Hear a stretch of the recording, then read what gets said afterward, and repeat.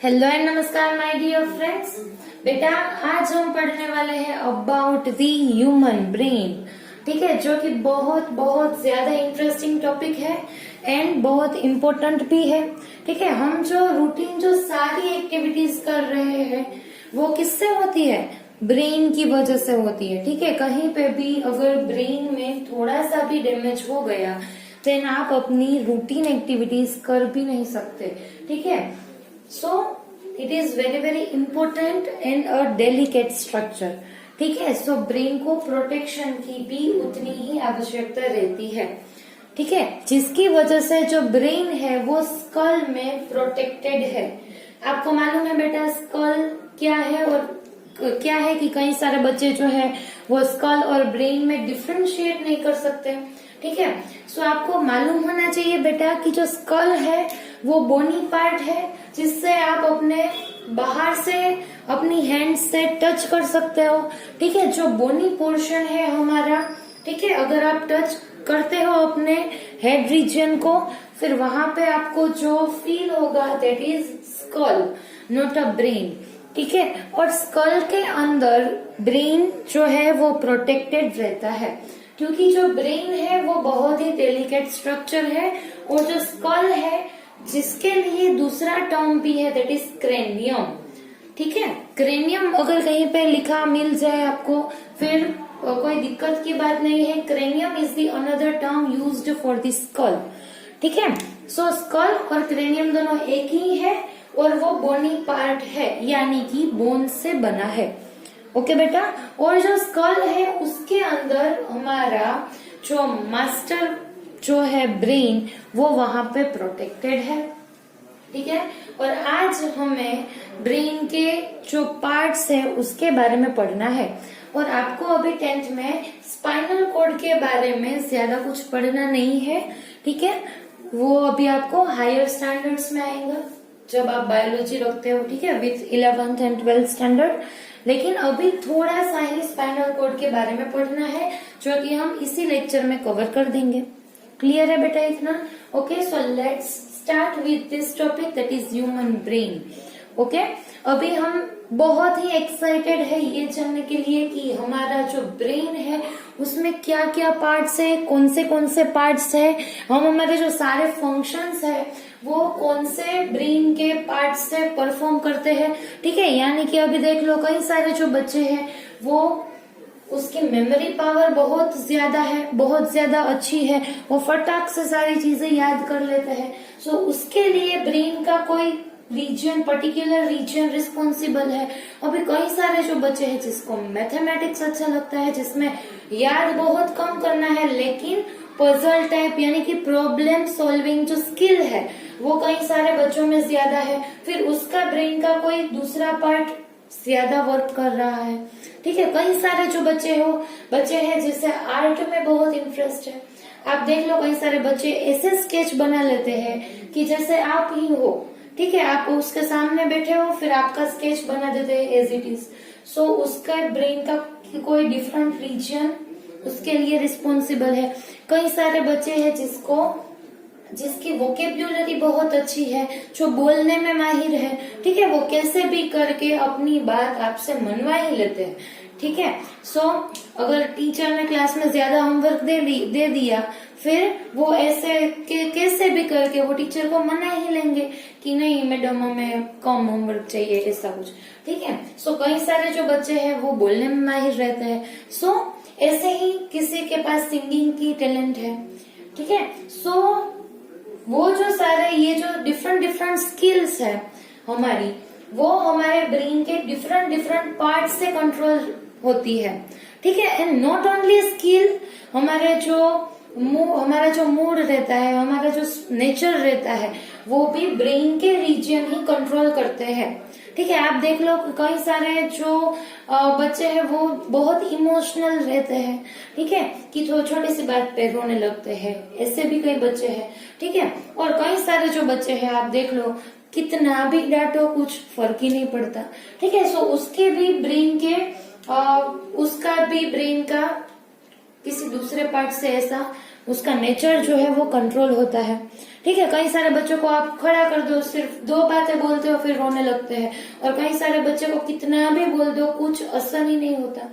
ठीक है, सो ऐसी सारी चीजें जो है, कई सारे बच्चे एनिमल लविंग रहते हैं। सो ये सारी जो बातें हैं वो हमारे ब्रेन के डिफरेंट पार्ट से कंट्रोल होती है। ठीक है, यानी कि अभी हमें ये सारे पार्ट्स के बारे में पढ़ना है कि कौन सा पार्ट कौन सा फंक्शन परफॉर्म करता है। ठीक है, किसका कौन सा पार्ट ज्यादा एक्टिव है वो आपको ये वीडियो खत्म होने तक आपको मालूम हो जाएगा कि आपके ब्रेन का कौन सा रीजन ज्यादा वर्क कर रहा है, यानी कि ज्यादा एक्टिवेट है। ठीक है, और ऐसा नहीं है कि चलो आपका ये वाला रीजन एक्टिवेट है फिर आप अपने दूसरे रीजन को एक्टिवेट नहीं कर सकते। सपोज आप देख लो किसी की मेमोरी पावर ज्यादा है, फिर ऐसा नहीं है कि वो अपने मैथ्स की जो फील्ड है उसमें कुछ वर्क ही नहीं कर सकता। कि कई सारे बच्चे हैं जिसको सिर्फ याद रखना अच्छा लगता है, जैसे कि एसएस है, बायोलॉजी है। ठीक है, सारे टर्म्स अच्छे से याद कर लेते हैं, फिर मैथ्स में वीक रहते हैं। ऐसा नहीं है, ऐसा अगर आपको है फिर क्या आप कर सकते हो कि ज्यादा से ज्यादा मैथ्स की प्रैक्टिस करो, फिर आपका जो दूसरा पार्ट है वो भी उतना ही जितना ये पार्ट है उतना ही एक्टिवेट हो जाएगा, उतना ही अच्छा हो जाएगा, फिर आप बायोलॉजी और मैथ्स दोनों कर सकते हो।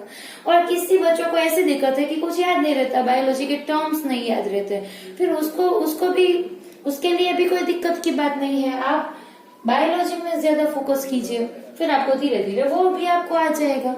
ठीक है, प्रैक्टिस मेक्स मैन परफेक्ट।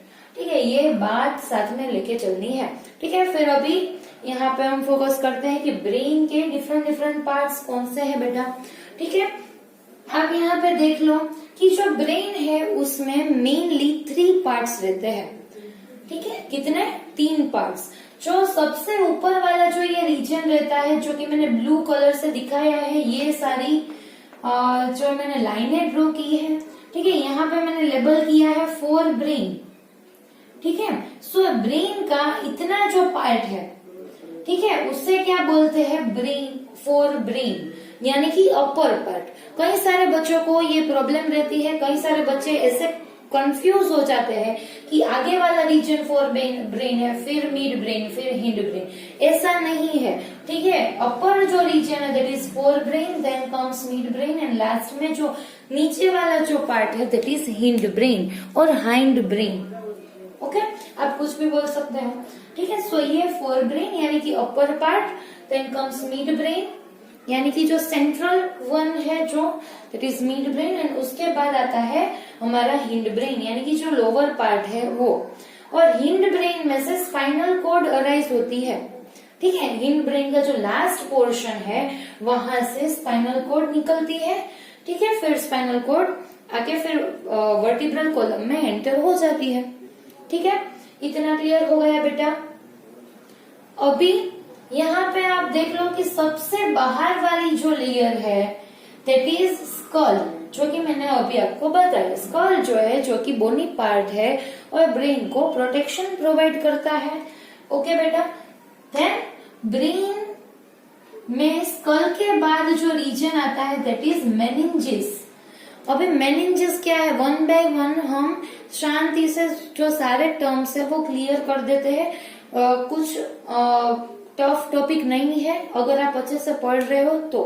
ठीक है, पहले स्कल आएगा, फिर उसके बाद आएगी कुछ लेयर्स।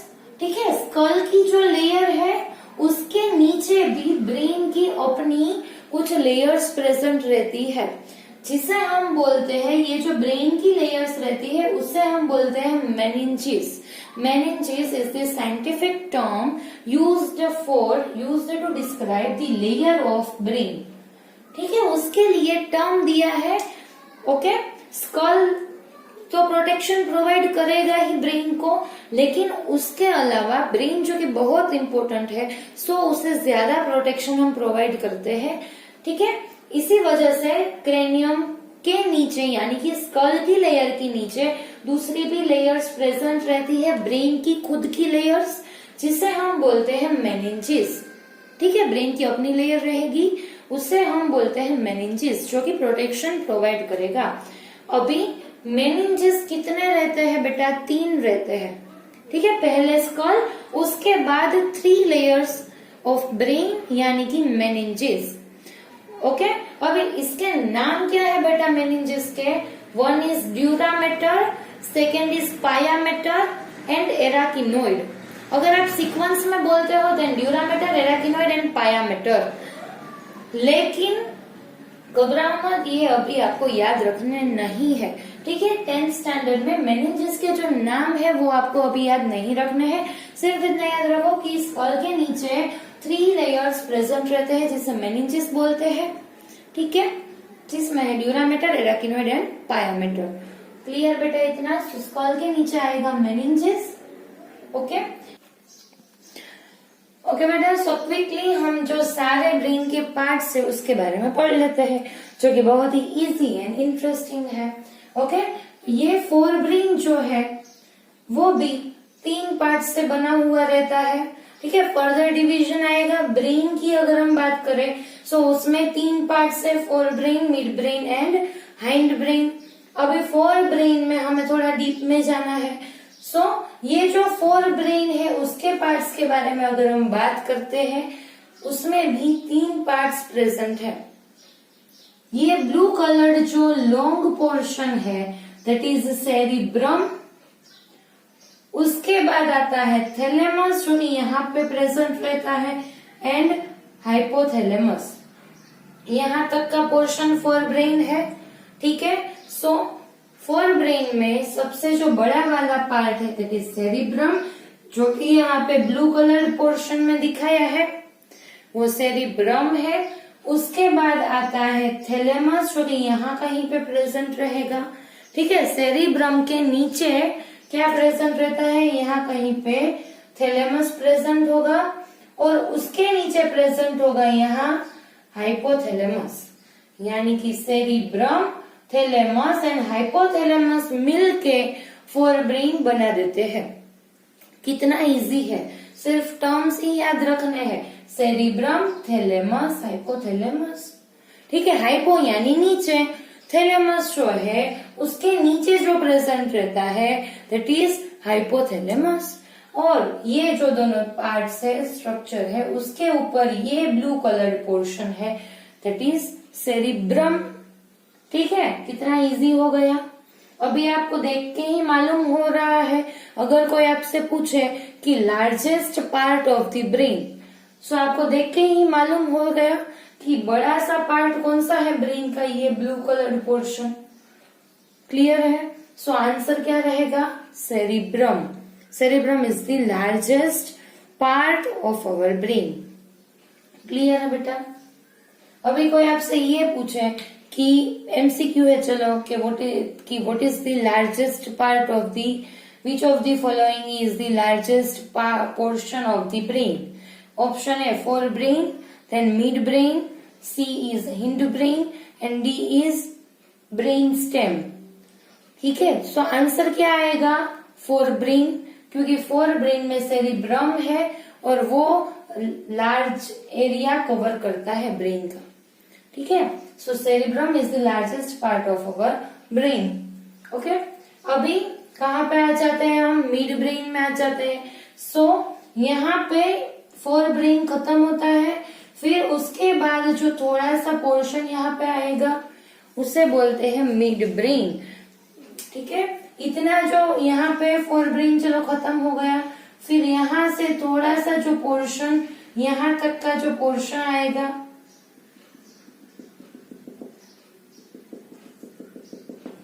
ठीक है, इतना जो पार्ट है उसे क्या बोलते हैं बेटा? Mid brain. फोर ब्रेन के नीचे जो इतना ये जो पार्ट है उसे बोलते हैं मिड ब्रेन। क्लियर बेटा? सो ये मिड ब्रेन, ये फोर ब्रेन। अब मिड ब्रेन में देख लो क्या है बेटा? मिड ब्रेन में पिट्यूटरी ग्लैंड इन्वॉल्व है, प्रेजेंट है, ठीक है। यहाँ से आप स्टार्ट करते हो इतना पार्ट, सो ये पार्ट में पिट्यूटरी ग्लैंड प्रेजेंट रहती है। ओके, सो मिड ब्रेन में पिट्यूटरी ग्लैंड आएगी। ओके, अभी हिंड ब्रेन में आ जाओ, उसके नीचे का बाकी का जो ये पोर्शन है उसे हम बोलते हैं हिंड ब्रेन। ओके, अब हिंड ब्रेन में भी फर्दर 3 पार्ट्स है, पोन्स, मेड्यूला एंड सेरिबेलम। ये तीनों पार्ट मिलके हिंड ब्रेन फॉर्म करते हैं।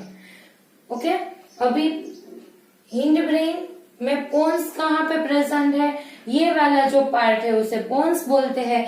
मिड ब्रेन का खत्म होने पे यहाँ पे जो छोटा सा पार्ट रहेगा उसे पोन्स बोलते हैं। उसके नीचे का पोर्शन बनाता है मेड्यूला रीजियन। ओके, और ये जो मेड्यूला रीजियन है उसे मेड्यूला ओब्लोंगाटा भी बोलते हैं। उसमें से स्पाइनल कॉर्ड अराइज होती है। मेड्यूला के जो रीजन है उसके बाद से फिर से स्पाइनल कॉर्ड अराइज होती है। क्लियर बेटा इतना? एंड ये सेरिबेलम कहाँ पे प्रेजेंट है, ये थोड़ा सा ट्री जैसा स्ट्रक्चर आपको दिखाई दे रहा है यहाँ पे, ये कुछ। सो ये जो पार्ट है दैट इज सेरिबेलम।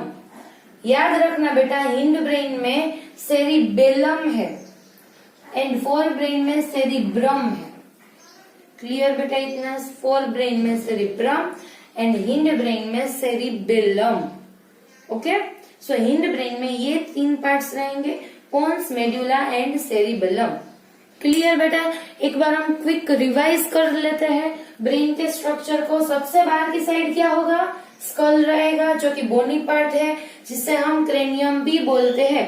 आपको मेरे साथ साथ बोलनी है सारी लेबलिंग, ठीक है? ये स्कल है, बोनी पार्ट। उसके नीचे क्या आएगा बेटा, ब्रेन के लेयर्स आएंगे।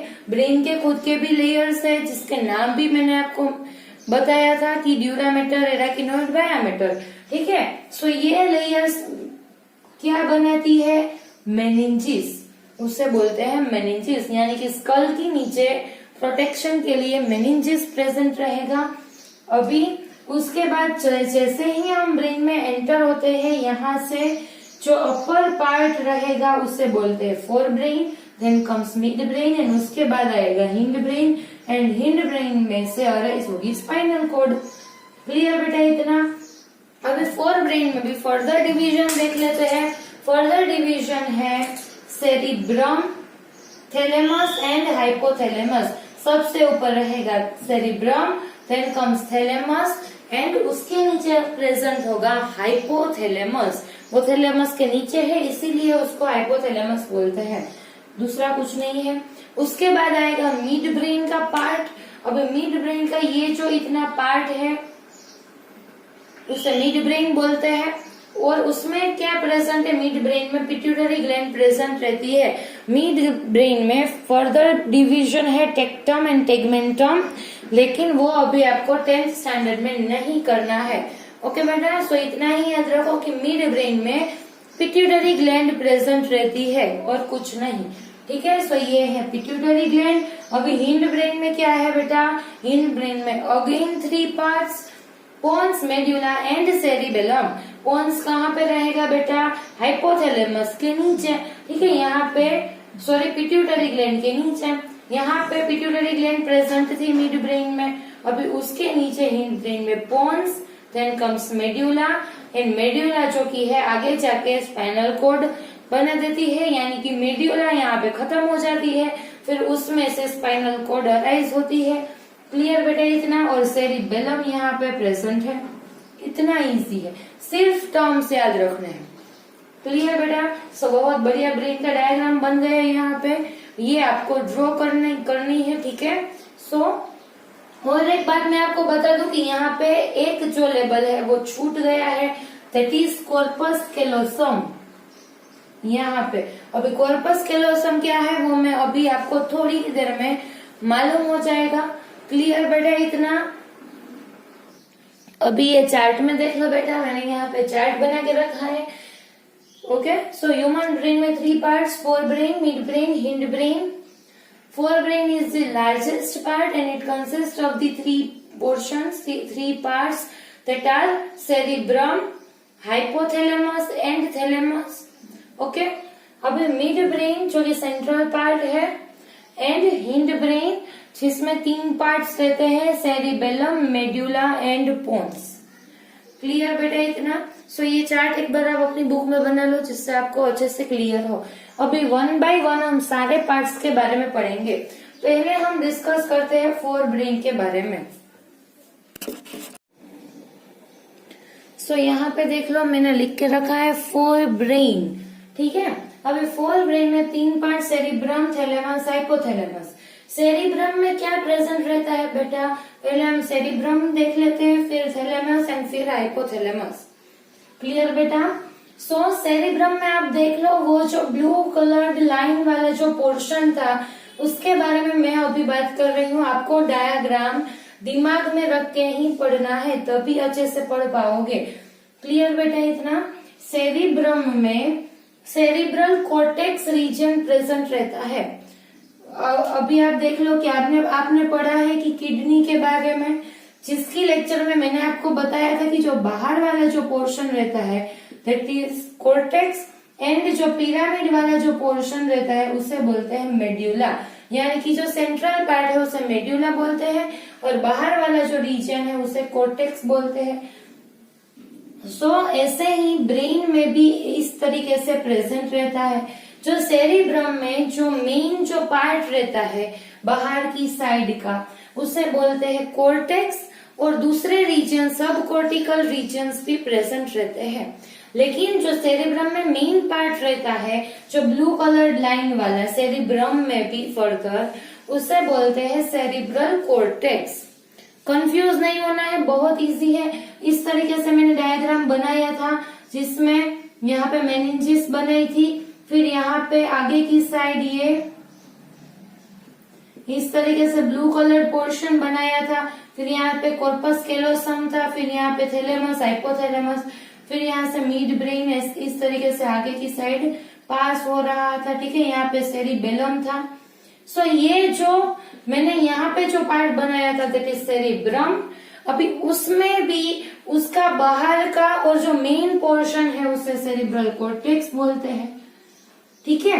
और जो थोड़ा दूसरे जो रीजन रहते हैं नीचे की साइड सेरिब्रल कॉर्टेक्स की उसे बोलते हैं सब कॉर्टिकल रीजन। लेकिन जो मेन कहीं पे भी आप जाओ कॉर्टेक्स ऐसा टर्म आए, यानी कि आउटसाइड का पेरिफेरल का जो मेन पार्ट रहेगा उसे बोलेंगे हम सेरिब्रल कॉर्टेक्स, दूसरा कुछ नहीं है, ठीक है। सो सेरिब्रम में भी जो बाहर का जो मेन पार्ट होगा उसे हम बोलेंगे सेरिब्रल कॉर्टेक्स, ठीक है। अभी सेरिब्रल कॉर्टेक्स में क्या प्रेजेंट रहता है बेटा?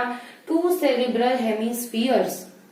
अभी ये क्या है आप देख लो, कहीं पे ब्रेन की डायग्राम में आप जब देखते हो सो बीच में से कटा हुआ ऐसा आपको दिखता है। आप यहाँ पे डायग्राम में देख लो, ठीक है। ये जो दोनों पार्ट है आप देख लो, बीच में ऐसा बीच में गैप है लेकिन दो पार्ट्स अलग अलग दिखाई दे रहे हैं, आपको दिख रहा है ये डायग्राम में, ठीक है। One is the left part, another is the right part, ठीक है। सो ये जो दोनों पार्ट है उसे बोलते हैं सेरिब्रल हेमिस्फीयर्स। क्लियर? अब ये डायग्राम में देख लो बेटा, दो पार्ट्स आपको दिख रहे हैं, one is the right cerebral hemisphere and second is the left cerebral hemisphere. और बीच में ऐसी जो बीच में दोनों अलग हो रहे हैं, ठीक है। बीच में ऐसा खांच जैसा कुछ है, ठीक है। सो ये जो दोनों पार्ट है दैट इज सेरिब्रल हेमिस्फीयर। अभी ये जो दोनों पार्ट एक दूसरे से कनेक्ट हो रहे हैं बाय दिस कॉर्पस कैलोसम। अभी कॉर्पस कैलोसम भी आप यहाँ पे ये वाली फिगर में आप देख सकते हो। कॉर्पस कैलोसम क्या है? जो दोनों सेरिब्रल हेमिस्फीयर को कनेक्ट करता है उसे बोलते हैं कॉर्पस कैलोसम। अभी मैं आपको एक बात बताती हूँ कॉर्पस कैलोसम के बारे में। Corpus callosum is the very important part. ऐसा स्टडी करने में आया है कि जो आइंस्टाइन है उसके ब्रेन में सबसे थिक वाला कॉर्पस कैलोसम मिला था। कॉर्पस कैलोसम जो है वो आइंस्टाइन के दिमाग में बहुत ही थिक था। अभी ऐसा साइंटिस्ट बोलते हैं कि जिस व्यक्ति के दिमाग जो व्यक्ति का दिमाग सारी कंडीशन में स्टेबल रहता है, जो सबसे ज्यादा मेडिटेशन करता है, उसके ब्रेन में कॉर्पस कैलोसम का जो रीजन है वो थिक बनता है और वो पर्सन को मैथमेटिक्स में और जो सारी प्रॉब्लम सॉल्विंग जो स्किल्स है उसमें पावरफुल बनाता है। ठीक है, और वो जो पर्सन है वो क्विकली जो सारे क्वेश्चंस है, जो सारी पजल्स है वो सॉल्व कर सकता है। और आपको मालूम है आइंस्टाइन भी वैसे ही थे। ठीक है, और उसके ब्रेन में कॉर्पस कैलोसम जो पार्ट है जो कि दोनों सेरेब्रल हेमिस्फीयर को कनेक्ट करता है वो बहुत ही ठीक था। क्लियर बेटा इतना? ओके, सो अभी देख लो कि सेरिब्रम जो है उसमें कई सारे लोब्स प्रेजेंट है। अभी लोब्स क्या है बेटा? सेरिब्रम में इस तरीके से ग्रुप ऑफ सेल मिलके अलग अलग एरिया बनाते हैं। अभी आपने कहीं पे आप अगर सौराष्ट्र यूनिवर्सिटी में गए हो या फिर आप अपने स्कूल कॉलेज के बारे में देख लो कि आपको मालूम है कि यहाँ पे ये वाला डिपार्टमेंट है, वहां पे वो वाला डिपार्टमेंट है। यानी अगर आप इस तरफ जाओगे, अगर हम स्कूल की बात करते हैं तो ये वहां पे प्रिंसिपल और सब वाइस प्रिंसिपल वो सारे उसकी चैम्बर है। अभी आप लेफ्ट साइड जाओ तो वहां पे 9th के क्लासेस है। अगर आप अपर के फ्लोर पे जाते हो तो वहां पे 10th वाले बच्चों की क्लासेस है। अगर आप राइट साइड जाते हो वहां पे 8th वाले बच्चों की क्लासेस है। सो इस तरीके से हमारे जो स्कूल्स रहते हैं उसमें भी इस तरीके की अरेंजमेंट रहती है कि एक जो पार्ट है उसमें 9th वाले बच्चे रहते हैं, उसके सारे क्लासेस है। अभी दूसरा जो पार्ट है उसमें 8th वाले बच्चे रहते हैं, उसके सारे क्लासेस है। फिर वो दूसरा पार्ट होगा उसमें 10th वाले बच्चे रहेंगे। फिर आप अलग बिल्डिंग में जाते हो, फिर उसमें 11th 12th वाले बच्चे होंगे। सो इस तरीके से पार्टीशन रहता है स्कूल में। ठीक है, वैसा ही पार्टीशन यहाँ पे सेरिब्रम में होगा। ठीक है, और ये जो पार्टीशन है उसे हम क्या बोलते हैं? लोब्स बोलते हैं, दूसरा कुछ नहीं। ठीक है, और ऐसे कितने पार्टीशन है बेटा? 4 पार्टीशन है, यानी कि 4 लोब्स सेरिब्रम में प्रेजेंट हो गए। ओके, अभी ये 4 लोब्स कौन से हैं? 1 is frontal lobe, 2nd is parietal lobe, 3rd is occipital lobe and 4th is temporal lobe. जरा सा भी घबराने की जरूरत नहीं है, बहुत इजी है, आपको अच्छे से याद रह जाएगा। Frontal lobe, parietal lobe, occipital lobe, temporal lobe, 4 lobes हमारे सेरिब्रम में प्रेजेंट है। ओके, अभी फ्रंटल लोब में क्या है बेटा? ये क्या करता है? अभी मैंने आपको बताया कि जो 9th वाला डिवीजन है जिसमें सारे 9th के बच्चे रहते हैं, वहां पे 9th में जो टीचर्स पढ़ाते हैं वो वहां पे जाते हैं और अपना पढ़ाने का काम करते हैं। 9th वाले बच्चे 9th वाली जो डिवीजन है वहां पे पढ़ते हैं, 10th वाले बच्चे 10th वाले डिवीजन में पढ़ते हैं। ठीक है, और अगर आप अपने घर में देख लो तो एक किचन एरिया रहता है, वहां पे क्या होता है? मम्मी खाना पकाती है और खाना बनाने का काम होता है। ठीक है, फिर जो मेन रीजन रहता है या फिर डाइनिंग रीजन की बात कर लो, फिर वहां पे हम बैठ के खाना खाते हैं। ठीक है, फिर बाहर का जो एरिया रहता है उसमें इस तरीके से कई सारे एरियाज हमारे घर में भी प्रेजेंट रहते हैं। बालकनी है, फिर उसका अलग फंक्शन है। ठीक है, इसी तरीके से यहाँ पे भी जो अलग अलग लोब्स है उसके कई सारे फंक्शंस, अलग अलग फंक्शन हमारे लिए वो परफॉर्म करते हैं। ठीक है, सो उसमें फ्रंटल लोब जो फर्स्ट लोब है वो हमारी स्पीच रिलेटेड प्रोसेसिंग करता है, प्लानिंग करने में हेल्प करता है, प्रॉब्लम सॉल्विंग स्किल पे में ये फ्रंटल लोब बहुत ही इम्पोर्टेंट जो फंक्शन है वो परफॉर्म करता है। अभी देख लो, जिसका फ्रंटल लोब ज्यादा डेवलप होगा वो बच्चा स्पीच देने में या फिर कहीं पे भी बोलने में माहिर होगा। उसको मालूम होगा कि किस तरीके से कहाँ पे कैसा बोलना है। सबको नहीं आता, ठीक है, ऐसे ही जो दिमाग में आए बोल देते हैं। लेकिन जो फ्रंटल लोब जो है वो जिसका डेवलप होगा वो बोलने में माहिर होगा और बहुत ही एक्सपर्ट होगा। Then second is planning. अभी आपको कहीं पे जाना है सो उसकी जो प्लानिंग करनी है कि चलो ये नाइट हम यहाँ पे स्टे करेंगे, फिर सुबह होके ये प्लेस घूम लेंगे, फिर ये कर लेंगे, ये कर लेंगे। यानी कि जो इसका फ्रंटल लोब जिसका डेवलप होगा वो प्लानिंग करने में भी माहिर होगा। एंड प्रॉब्लम सॉल्विंग स्किल, यानी कि आपको मालूम है कि नीट की एग्जाम देनी है, इतना कम टाइम है और इसमें इतने क्वेश्चंस सोल्व करने हैं। ठीक है। सो उससे बोलते हैं प्रॉब्लम सॉल्विंग स्किल। आपको आता है, आपने पढ़ लिया, लेकिन अगर आपका फ्रंटल लोब अच्छा सा होगा, वेल डेवलप्ड, देन क्या होगा कि आप अच्छे से वो सारे क्वेश्चंस जो है वो सॉल्व कर पाओगे कम टाइम में। ठीक है। सो फ्रंटल लोब के ये थोड़े से मैंने यहाँ पे फंक्शंस लिख के रखे हैं, सो आपको ये याद कर लेना है। उसके बाद जो फ्रंटल लोब का जो दूसरा भी फंक्शन है, दैट इज फेशियल एक्सप्रेशन। ठीक है। यहाँ पे आप लिख लेना जब आप नोट्स बनाते हो कि आप फेशियल एक्सप्रेशन।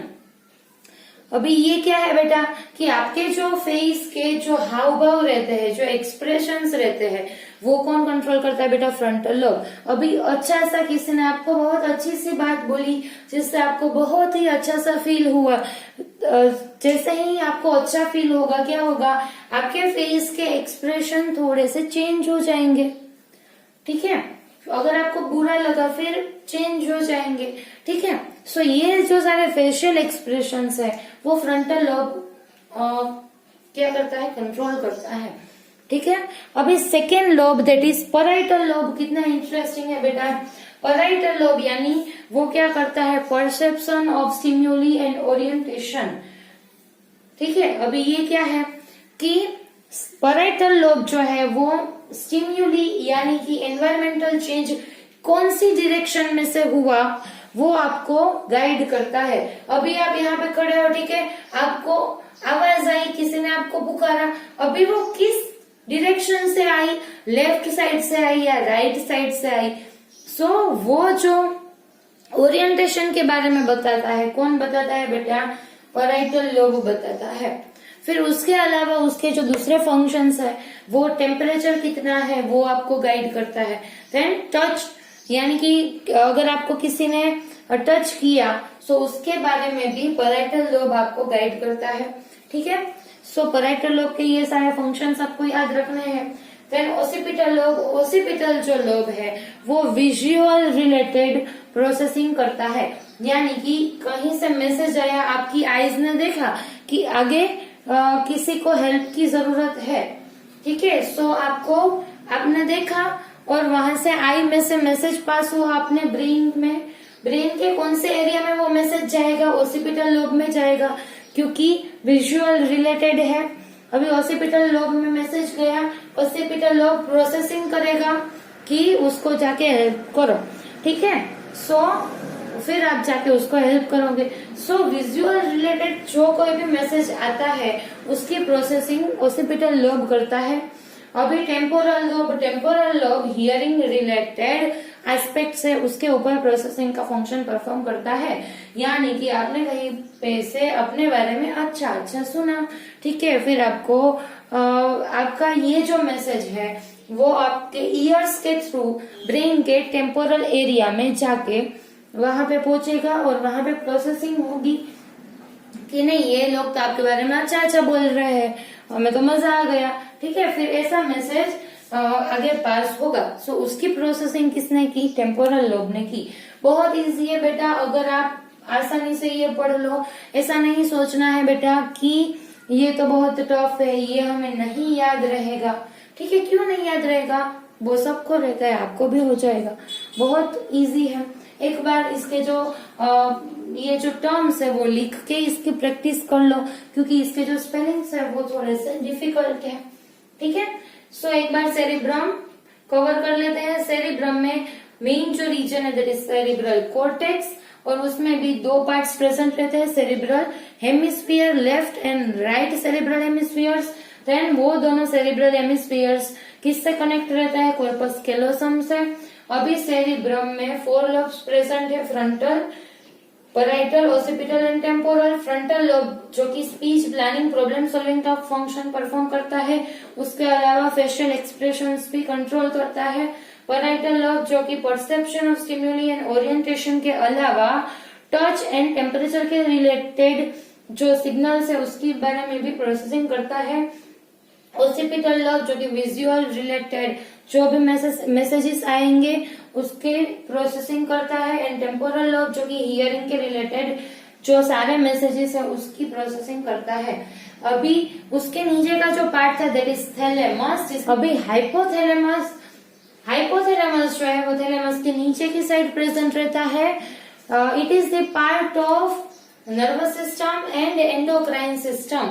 यानी कि अभी हम नर्वस सिस्टम पढ़ रहे हैं, सो उसमें हमने हाइपोथैलेमस के बारे में पढ़ा कि हाइपोथैलेमस ब्रेन का पार्ट है, brain is the part of CNS, so ultimately hypothalamus is the part of nervous system. ठीक है, क्योंकि ब्रेन नर्वस सिस्टम का पार्ट है। सो हम अभी नर्वस सिस्टम पढ़ रहे हैं, उसमें हम हाइपोथैलेमस पढ़ रहे हैं, लेकिन जब हम एंडोक्राइन सिस्टम पढ़ेंगे तभी भी उसमें भी हमें हाइपोथैलेमस पढ़ना है। Hypothalamus is the master of master gland. ठीक है, और it is the part of nervous system and endocrine system. So hypothalamus is very very important region. Okay, अभी थैलेमस एंड हाइपोथैलेमस उसको कलेक्टिवली बोलते हैं डाइसेफेलॉन। अभी ये क्या आ गया बेटा? ठीक है, ये कुछ डिफिकल्ट नहीं है। हाइपोथैलेमस एंड थैलेमस दोनों को अगर आपको सिर्फ एक ही टर्म में डिस्क्राइब करना है, ठीक है, दो अलग अलग नहीं बोलना है कि थैलेमस एंड हाइपोथैलेमस वैसा। ठीक है, सो उसके लिए एक टर्म है दैट इज डाइसेफेलॉन, डाइएन्सेफेलॉन। ठीक है, सो ये डाइएन्सेफेलॉन टर्म है, किसके लिए यूज होता है? थैलेमस एंड हाइपोथैलेमस के लिए यूज होता है कलेक्टिवली, दूसरा कुछ नहीं है। सिर्फ आपको याद रखना है, कहीं पे भी ऐसा टर्म आ जाए तो आपको आना चाहिए कि ये दोनों जो पार्ट है उसके लिए ये टर्म यूज हो रहा है, दूसरा कुछ नहीं है।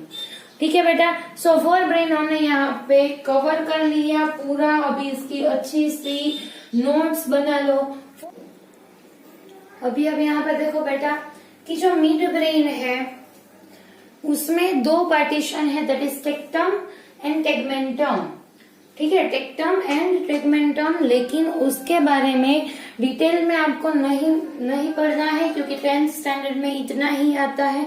फिर अगर आप 11th 12th में बायो वाला पार्ट पढ़ते हो देन इसके जो फंक्शंस है वो आपको पढ़ने में आएंगे।